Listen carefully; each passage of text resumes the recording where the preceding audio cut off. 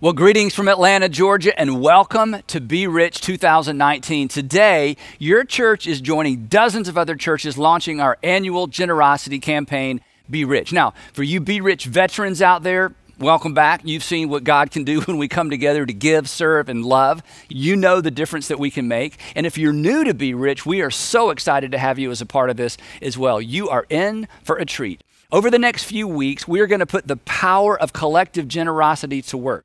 You see, your church is one of 80 churches across 20 states and 6 countries participating in this year's Be Rich campaign. More amazing than that, those churches are made up of, and this includes you, those churches are made up of 91,000 adults, 30,000 kids and students, which means that's over 121,000 people together who are giving and serving and loving our local communities and communities around the world. Now, one of the reasons we're so excited about today is that we know this works. We've seen the difference it makes. Today launches the 13th year of Be Rich, and over the past 12 years, there have been over 397,000 hours served and over $42 million given away. Now, those are big numbers, but each of those dollars was given and each of those hours was served by someone just like you. In fact, maybe it was you.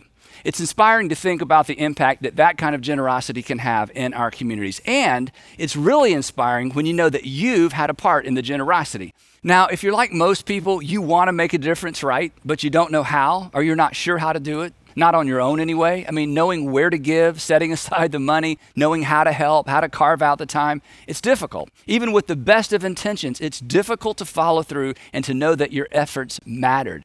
That's where Be Rich comes in. Be Rich makes it simple for you to make a difference. And that's because over the last several months, your local church staff has been out vetting great projects with great nonprofit partners in your city. Your church leadership is ready for you to participate, and we want everyone to participate. In fact, that's our aim every year, 100% participation. And as always, 100% of the money you give will fund projects in your community. Now, how cool is that? 100% of the money is given away. In other words, we're asking 100% of you to give, and your church will give 100% of it away. Now, you may be wondering about the name, Be Rich. Why Be Rich? Well, we didn't come up with that on our own. We actually borrowed that from the Apostle Paul in a letter that he wrote to his pastor in training friend Timothy. He wrote these words. He said, "Command those who are rich in this present world to do good," and here's our phrase, "and to be rich in good deeds, and to be generous and to be willing to share." So according to the Apostle Paul, rich people are to be rich in good deeds. They're to be generous with their money. They're to be willing to share their resources with the less resourced. That's why every year we dedicate this time to practice being rich together. But there's another reason we do Be Rich. As followers of Jesus, we're to follow Jesus. And Jesus was known for his compassion and his generosity. In fact, he was compassionate and generous to me, to you, to all of us. In light of that, we think that the church should be known for its compassion and its generosity. So a few weeks from now, we will all come back together and celebrate the generosity and compassion that God has inspired in and through all of us collectively. So with that in mind, thank you.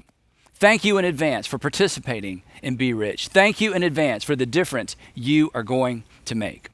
Now, before we get into the mechanics of Be Rich, I want us to consider what Jesus' brother James had to say to a group of people who had not learned to be rich. Here's a segment of a message I recently shared with our Atlanta-based churches. Watch this. This is a problem. Can you see this? Can you see what this is? I really wanted to take it out of the plastic, but it's just so incredibly gross. Yes. The problem, you know what the problem is? The problem is that our family did not consume this fast enough. That's what the problem is. You ever had moldy bread? The problem with moldy bread is you just didn't consume it fast enough. We let it sit too long uneaten, and now it is no good to anybody.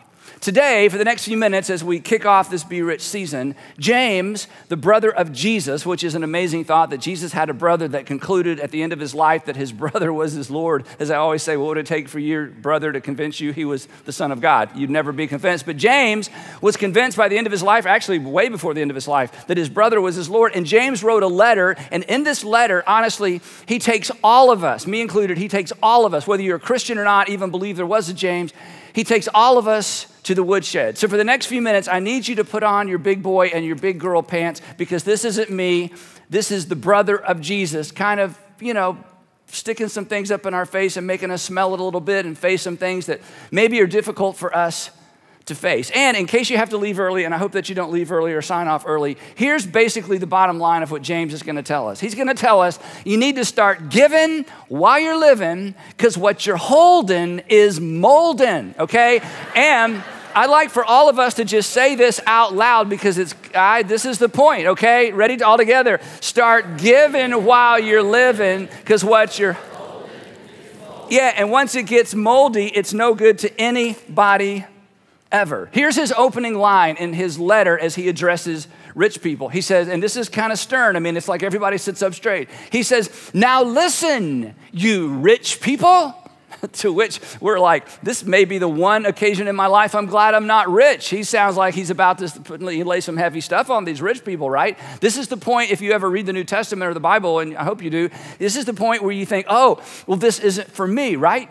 So if this is your first time with us, this is the time of year that I remind all of us that we are better off than we think we are, that we are richer than we think we are, that somebody in the world, in fact, there are a lot of people in the world, that if they saw where you live, knew what you drive, and knew how much money you had in the bank, or that you had any money in the bank, or that you have so much money, you put it in jars and leave it around the house and put it in the ashtray of your car, they would consider you rich. But the problem is, as we say every year, is we don't feel rich. And the goal, isn't it, is to feel rich. And I think the only time I ever felt rich was when I was 16 years old and I got my second paycheck from Winn-Dixie because I'd stayed extra late cleaning out the meat department, and my paycheck said $285, and I thought, $285? How would I ever spend that much money in 1975 or 1974 or 76, whenever it was? I'm like, 200. I think that's the only time I ever felt rich, and that's the goal, isn't it? To feel rich. And the reason that so many of us can't really get our head around, or our arms around, or really our emotions around what we have is that too many of us don't have any margin. And if you don't have any financial margin, you don't have any financial peace. And no matter how much money you have or how much money's coming in, if there's no margin, there's no peace. And secondly, the problem in our culture is we know what everybody else has, right? I know what everybody else drives. I know what everybody else wears. I know what everybody else's purse looks like. I know where everybody else shops. And then there's Instagram. And not only do they have more, they're happy. Everyone is so ridiculously happy, and their kids are so ridiculously cute. And it's like, we just can't deal with it. And we fall into, and we're all guilty of this, we all fall into the comparison trap. But here's the reality. Here's the part you don't feel. Here's the part I don't feel. And here's the part that whether we feel it or not, it's the reality, and I think we need to deal with it, and we step into this, and this is why I just every once in a while just want to bring this to your attention. And as you're about to see, James is really about to bring it to our attention. If you have a household income or an individual income of $33,000 or more, you are in the 1% club. You are in the top 1% of the wage earners in the world.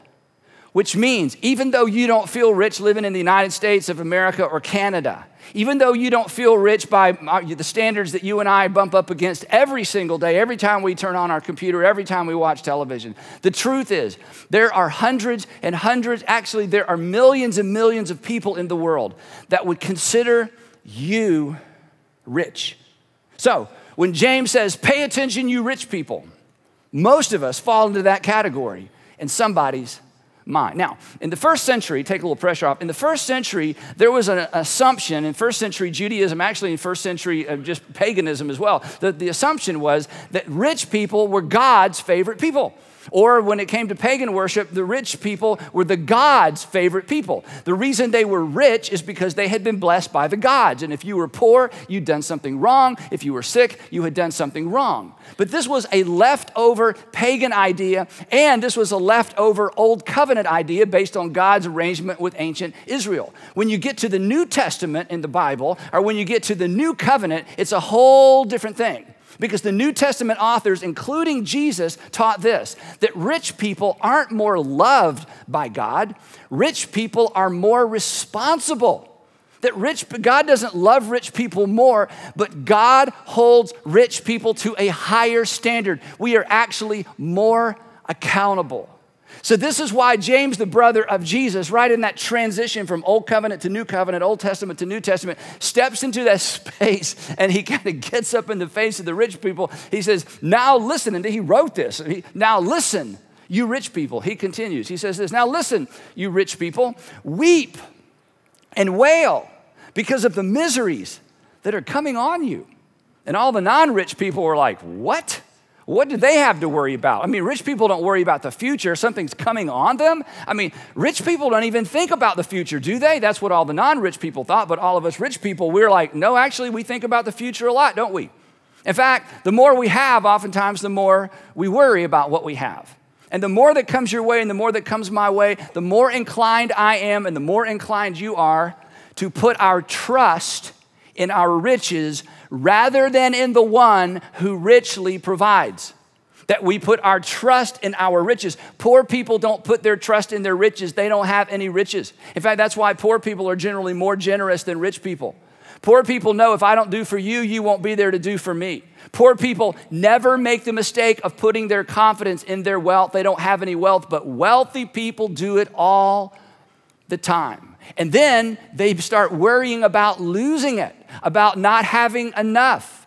Then they start, kind of what ifing. There's endless what ifs. What if we get sick? What if our son? What if our daughter? What if the house? What if the economy? What if? And all the non-rich people look at the rich people like, are you crazy? Wait. You are actually worried about your financial future and you have money in the bank? He continues. He says this. He says, you rich people, your wealth has rotted.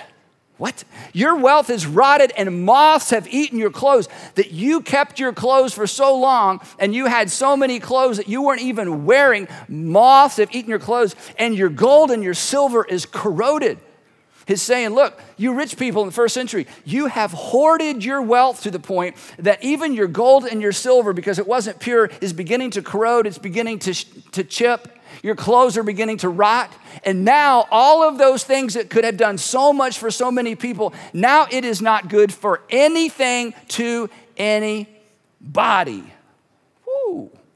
The other day, just like 2 weeks ago, I'm cleaning out a drawer. Every once in a while, that drawer just gets on your nerves. You're like, I'm just going to clean this out. You ever have that moment? It's like you just can't take it anymore, Everything on the surface, on the outside looks great. Then there's that drawer. And I found an old cell phone. And I was in the process of preparing this message. And I thought, well, there it is.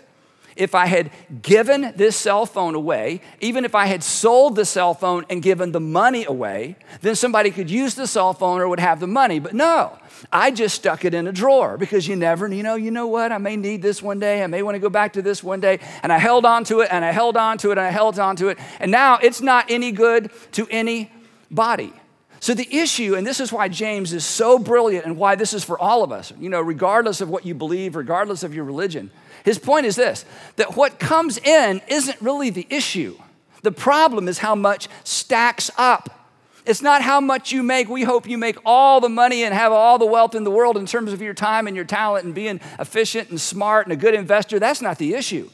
The issue isn't what comes in. The issue is what stacks up. And then James, like a prosecuting attorney, he just leans in and he says this, their corrosion, the corrosion of all the stuff that you've hoarded, even the money back then, their corrosion will testify against you. That what you think is a good thing, at the end of the day, perhaps at the end of your life, will actually be a bad thing. And what you thought was so good will end up being so bad. And if you had your life to live all over again, you would have hoarded less. You would have been less, you would have been more generous. You would have made sure that what wasn't being used got used by somebody. And then he really leans into his first century culture and he says, and those things that you've held on to, they will testify against you and eat your flesh like fire. Whoa, what in the world are you even talking about? Well, this is divine judgment language. This is James' way of saying, look, God is paying attention. And if you're a Jesus follower, and if you believe in God, and you believe there's some sense of accountability between you and God, then you are accountable.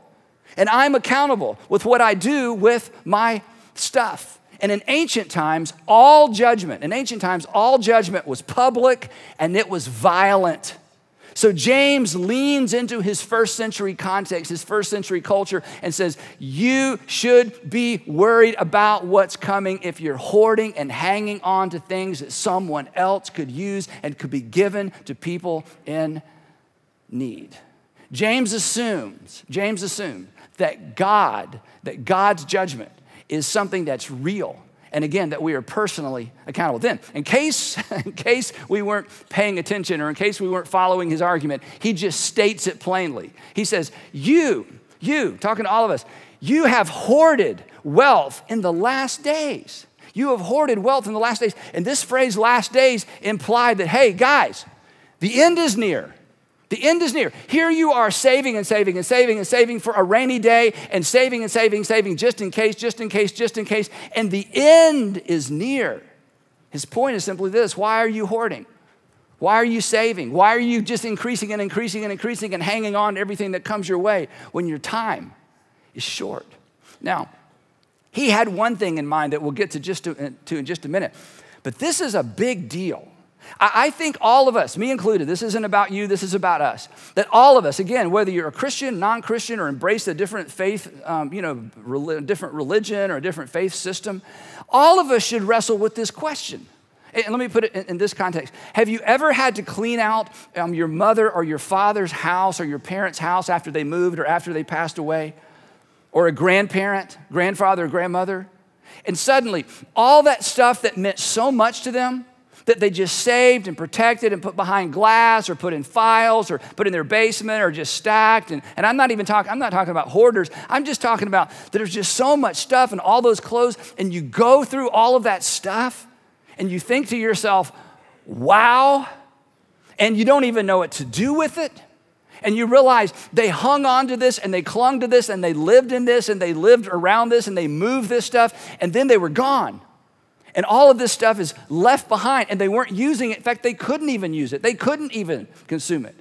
This is a reminder that most of us will run out of time before we run out of stuff. That we will run out of time before we run out of money. Wouldn't it be amazing to go out with nothing?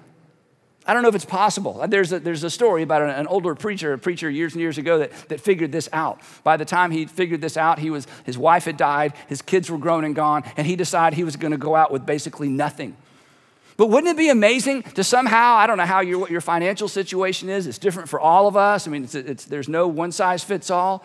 But to somehow figure out if you have money you're going to leave your kids to kind of do that early and then just start selling stuff. Wouldn't it be amazing that when you breathed your last, it was all gone. There was nothing to have to wade through and give away and sell and doing a big estate sale. You say, Andy, that's unrealistic. It's probably unrealistic, but wouldn't that be a worthy goal? To think, I put as much of what I have in circulation for the benefit of others rather than causing my children or my grandchildren to go, why does she keep this? Why did he keep this? What is this? Just throw it away, throw it away, throw it away, throw it away, throw it away. Because here's the thing. And some of you are too young. This won't mean anything to you, but maybe it'll mean something later. For some of you, this is right now. Your kids are going to tell a story about your stuff. Your children are going to tell a story about your stuff. And come on, this is why James is so good.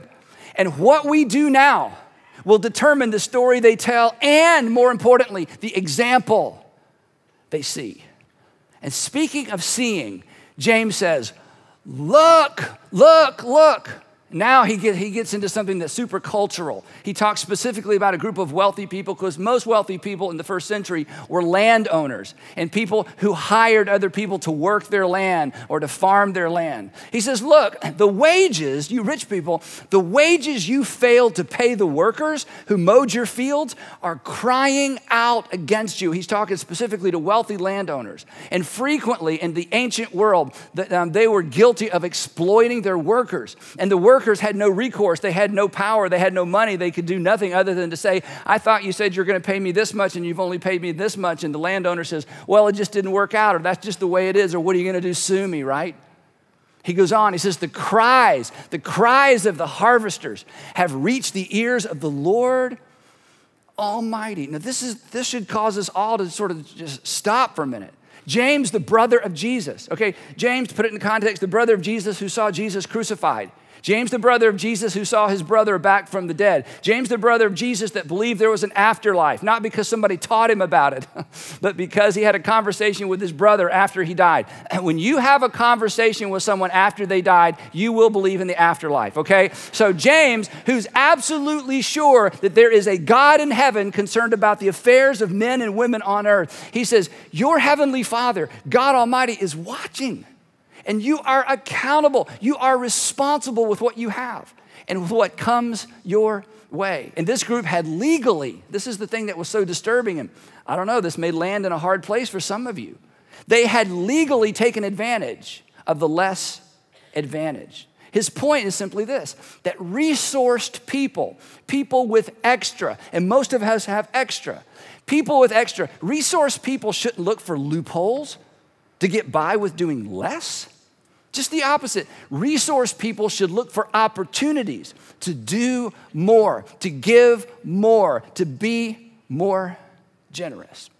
Now, if all there is to this life is this life, if all there is to this life is this life, in other words, you're born, you live, you die, that's it. There's no eternity, there's no God, there's no accountability. If all there is to this life is this life, then we would be, and you would be justified in saying, well, you know what, Andy? I mean, this is really interesting. And I know you're trying to guilt us all, so there's going to be some like give thing after this. I know where you're going with this. I mean, you're pretty good, but I'm on to you, okay? If all there is to this life is this life, then you would be justified in saying, and you would be justified in saying, and I would be justified in saying, I don't owe anybody anything because I earned every penny I have, right? But if there is more to this life than this life, then there may be more to it than that.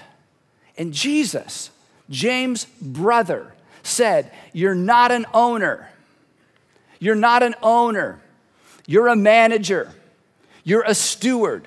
That at the end of the day, everything belongs to your Father in heaven. And we know this because we're going to leave it all behind. Somebody else is going to live in your house. They're not even going to know your name, probably, right? We're only stewards. Jesus said, you're money managers, you're stuff managers. You are not owners, you are stewards. And according to Jesus, and this is the good news, according to Jesus, I mean, he understands how this works. He understands both sides of this equation. According to Jesus, you're to be commended for working hard. You're to be commended for working hard. I'm at this season of my life, I have more money than I ever thought I would have. I've never even set financial goals. I'm not a good goal setter, but I just have more than I ever thought I would have. But I got to tell you, and don't tell anybody this, it didn't fall out of the sky. And I didn't scoop it up out of the offering buckets. See, when I was growing up, when I was in college, while everybody else was running around drinking beer and staying out late, and then when I was single and everybody was running around staying up watching television, even these past few years while everybody else is doing all kind of cool stuff, you do all kind of stuff with your spare time. It's your spare time. Do whatever you want with your spare time. I wrote 30 books. 30 books. Oh, well, you don't have to clap. Yeah, you should know. You shouldn't clap. You should go, oh. Okay, 30 books, right? Because that's what I love to do. So I feel like every dollar I have earned it. I've worked hard for my money. But when I open the New Testament, here's what I find. I am commended for working hard. I'm commended for being a good steward of my time and a good steward of my talent and a good steward of, the things that have come my way. But when I open the New Testament and I read the words of Jesus and I read the words of the New Testament authors, I also discover that I am commanded to be above average generous. That absolutely I'm commended for working hard. Your Heavenly Father understands how this works. He understands economy. But at the same time, for those of us who are resourced, for those of us who are extra, have extra, for most of us who live, in the United States of America, we are responsible to our Heavenly Father. Not to simply say, I earned it, it came my way, but to understand I'm a steward. I didn't choose where I was born. I didn't choose my gifts. I didn't choose my talents. I didn't choose my opportunities. I didn't choose my parents. I didn't choose most of anything that impacted who I am and what comes my way. So why in the world would I think it's all about me? And your Heavenly Father says it's not all about you. But congratulations for where you live. Congratulations for what you drive. Congratulations for what you wear. Congratulations for the fact that you put money away. Congratulations that you might get to retire early. Congratulations you get to leave something to your children and your grandchildren. Congratulations. You're to be commended. But you're also more responsible. Now, back to James. He's not done with them or us. He says this, you rich people, you've lived on earth in luxury and self-indulgence. He's like, whoa. He says, you have fallen for the consumption assumption. You've made the consumption assumption. The consumption assumption is this, that if it comes my way, it's all for me. That whatever lands in my hands, I can do with it whatever I want to. If it comes to me, it must be intended for me. And God in heaven through James says, oh, no, it's not. And then he gets right up in their face and he says something that makes absolutely no sense to us, but this was emotional for his first century readers. He says this, little did you know, you've lived in luxury, you've had everything you want, you've been able to go wherever you want, travel however you want, you rich people. He says, little did you know, when you thought you were doing all the right things for all the right reasons and it was gonna benefit you and your family, little did you know, and this was such an insult, what he says next, you have fattened yourselves in the day of slaughter, to which we go, what? But when they read this, here's what they thought. Every one of these rich families, every one of these rich people, at some point along the way, in fact, several points along the way, had fattened up a calf. You've heard this in different parables in the New Testament, or you just know this from, it's just an idiom in the English language. They fattened a calf. It's like, we're going to have something to celebrate, and when we have the celebration, we're going to get a calf good and bloated, so there's lots of meat and a lot to celebrate, and we're going to protect this calf, and we're going to make sure this calf has plenty to eat, and we're going to guard it from wolves. It's a special calf. It gets our undivided attention, and we're fattening up this calf for a special, special day. And on that special day, we're going to slaughter it. James says, hey, rich people, you have fattened yourselves for the day of slaughter.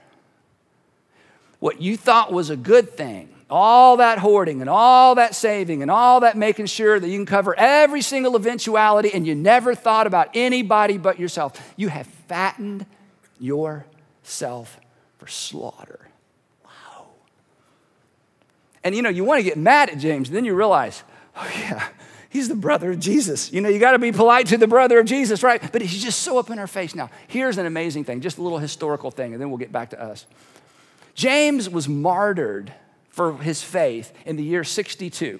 He was stoned illegally by the high priest in Jerusalem, because this is where he spent his time. This is where he wrote. He was actually the pastor of the church, of the Christian church in Jerusalem when he wrote this letter. He's martyred in the year 62. Now check this out. So this letter was circulated around Jerusalem and Galilee and that Judea and that whole area where all these new Christians were.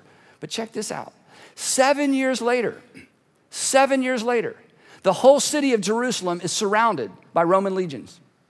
And over the next few years, culminating in the year 70, every single person living in that city either starved, died of disease, was murdered, enslaved, or expelled. And all their wealth was carted off to Rome. And those with the most to lose lost the most. Whew. Did James see that coming? I don't think so. Did James know that was coming? James would say, look, I didn't see that coming. This is what I see coming. For every single individual who can't control the future, that would be all of us. For every single individual that thinks, I'm going to be able to save enough and hoard enough to cover every eventuality, and at the end of the day, everybody's going to consider me wise. James says, you're wrong. You may be fattening yourself for a day of extraordinary embarrassment, when people discover what you didn't do with what you had. The moral of the story is simple. While the giving's good, that's it. You may not always have an opportunity to be generous. You may not always have an opportunity because you may lose a lot. You may not always have an opportunity because you may not live as long as you think you will. Give while the giving's good. Or James' version, back to the original start of the message, is start giving while you're living, right? Because what you're holding is molding. What you cling to and what you're clinging to now may become a source of embarrassment later. Now, here's the thing. I'm going to let all of you smart people sort that out individually. You just decide where that lands with you and what you need to do. You talk about it over lunch or over dinner or just think about it. You just decide where that lands for you individually. In the meantime, us as a group of churches, we're going to embrace this corporately. And so you know, your church, you should be happy to know this, your local church, if you're part of our network of churches, your church is not a hoarder. We do not have a savings account. You should.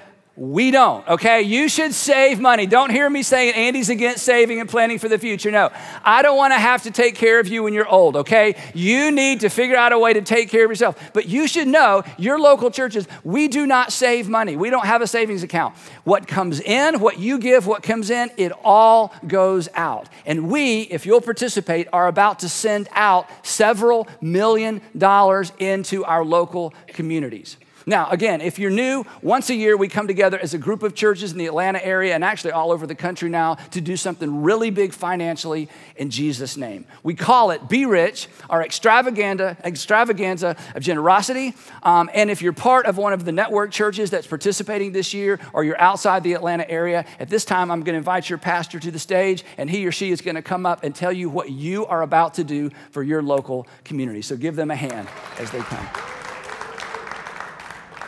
Well, first of all, if we haven't met, my name is Morgan. I'm so glad that you decided to join us here today for what I think is one of my favorite parts of the year. We've been doing Be Rich now for 10 years, and so we're in our 10th year of doing Be Rich, and it's a great opportunity to be able to unleash a wave of generosity out into our community. For those of you who've got children, our preschool children in Wonderland and our grade 1s to 5s, they're going to be participating with us as well. You'll be getting something as they come home today with what you can do to help them participate in Be Rich as well. But we participate every single year in Be Rich because of one thing, and we believe Jesus said this, that everyone matters to God whether God matters to them or not. We believe that everybody matters to God whether God matters to them or not. And as I said, we've been doing this for 10 years, and we just love this time of year. We get the opportunity to do three things. We get to give, we get to serve, and we get to love. This week is going to be about give. Next week, we're going to talk about how we can serve our community. And the third week is going to be all about how we can love our neighbor as we have been instructed to be able to do. So this week, let me tell you how what's going on. We're going to be able to give. One of the things we've done as a community, as a church, is we've decided, hey, we're not going to go try and compete with nonprofit partners. We're not going to go out there and try and alleviate poverty, or we're going to go alleviate hunger. We're going to try and do that by ourselves. We decided not to compete with the people who are already doing that. We decided we wanted to partner with those people. And so we've gone out into the community. We found the best organization who's trying to deal with poverty, the best organization that's trying to deal with alleviating hunger, the best organization that's trying to make a difference when it comes to medical causes or hunger or poverty in our communities. And we call those our Intersect partners. Now, we've got a whole bunch of them. We don't just interact with them at this time of year. We do that throughout the year. In fact, if you're in a small group, if you've maybe participated with us in one of our service projects throughout the year, you might have served with one of our Intersect partners over the years as well. It's a great opportunity for us to help make a difference in our community as well. But today specifically, we want to try and help our organizations go a little further, a little faster. And so what we did is we went out to our community and said, hey, what do you guys need? What are some things that you really need? What would help you and what would help make a big difference in your organization? And so we've got two projects that we would love to be able to fund today. The first one is from the Red Cross Children's Hospital with their Breathe Easy unit. Children get tracheostomies, and I'm going to say that wrong, tracheostomies. But what happens is these children end up having to be on a ventilator and they stay at the hospital. But what's happened is they've worked out that if these children could get home quicker and have a portable ventilator with them, they're able to recoup and get better really quickly at home. When they're in their home environment, their recovery is sped up. And so Red Cross Children's Hospital has asked, hey, if we could, we'd love to be able to fund another ventilator for these families to be able to go home quicker with their children and help them recover at home and not at the hospital as well. And so we would love to be able to do that, help Breathe Easy unit at the Red Cross Children's Hospital will be able to do that. And then the other one is, some of you may have participated with us over the years with an organization called Stop Hunger. They've changed their name to Rise Against Hunger, and we want to help them pack 15,000 meals that are going to be handed out over the next couple of weeks and months. And so we would love to be able to provide 15,000 meals through this organization as well. So here's how this works. Today, I'm going to ask you to give 300 Rand. Now, in the US, they give $39.95, and for the last 10 years, we've been asking for 300 Rand along the way as well. And luckily, inflation doesn't affect this number, so we're all good, right? That's a great thing, right? We should all be happy about that. It's affecting everything else, but not this. So 300 Rand today, not just today, but before you leave the property, okay? I'm going to ask you to give 300 Rand before you leave the property. Now, if everyone gives 300 Rand today, we will meet our goal of covering those two projects, okay? But I recognize there are people here who cannot give that, and that's okay. There are some of you that are going to be able to add 1, maybe 2, maybe 3 zeros onto the end of that number, and we would love for you to be able to do that and help our community partners along the way as well. But our goal is never a financial amount. Our goal is always participation.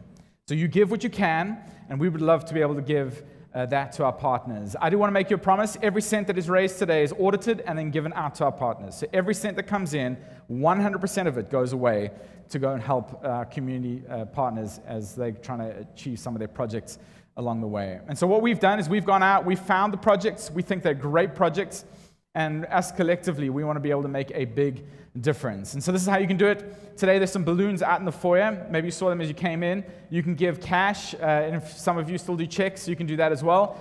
You're able to do that outside. I don't know who does, but thank you for that. And you can also give via credit or debit card. In fact, you can sit in your seat right now. You can go to berich.org. You can select South Point Church from the drop-down list, and you're able to give there right now as well. The snap scan outside as well. Before we get going, though, I just want to let you know. I was amazed at the rugby yesterday, and it was great. I mean, I'm sorry for those of you who betted on England. I'm sorry. I came out top in Super Brew. I went with my heart. Oh, thank you. I didn't ask for that. Thank you, though. It's very nice. Only because I beat your husband. But I was listening to Sia speak after the match, and I was just amazed at what he said. He said that them as individuals, and the same is true of each and every one of us, we want to make a difference. We all want to do that. We all want to bring hope to people. We all want to be able to inspire hope in our nation. There's a whole bunch of stuff going on in our country at the moment. We all wish we could change, and we all have our opinions on that, right? But we all want to bring hope. But one of the things that they decided as a team was, hey, we've got a lot of pressure on ourselves, but what if that pressure wasn't about like the crime and everything that's going on in our world? What if that was a responsibility we had to bring hope to our nation? And that's what we have the opportunity to do today, is we get to come together and we get the responsibility, we get the opportunity to provide hope to a whole bunch of people in our communities. And as Sia said, we are better together. Collectively, we can make a much bigger difference than we can on our own, and that's the opportunity we have in front of us. So thank you in advance today for your generosity, for being rich towards our community partners. And on your marks, get set, let's go and be rich.